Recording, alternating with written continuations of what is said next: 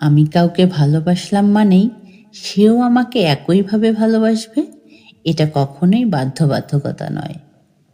তবুও আমরা সবাই অজান্তেই এই আশা বুকে নিয়ে বসে থাকি। তারপর যখন সে পূর্ণতা দেয় না, আমরা কষ্ট পাই, ভেঙে পড়ি, অভিমান জমিয়ে রাখি ভিতরে ভিতরে। কিন্তু আসল সত্যিটা হলো, ভালোবাসা কখনো শর্ত সাপেক্ষে হয় না। এটা কাউকে দিয়ে আদায় করা যায় না, কারণ প্রত্যেক মানুষের অনুভূতির ধরন আলাদা। কারো কাছে ভালোবাসা মানে আগলে রাখা, আবার কারো কাছে মানে দূর থেকে শান্তি দেওয়া। ভালোবাসা যুক্তি মানে না, মানুষের তৈরি নিয়ম মানে না।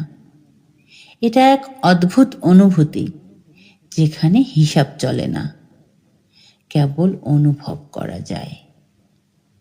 তাই ভালোবাসায় জোর নেই, আছে শুধু এমন এক টান, যেটা বুঝে ফেললে সব অভিমান হারিয়ে যায় নিমিষে।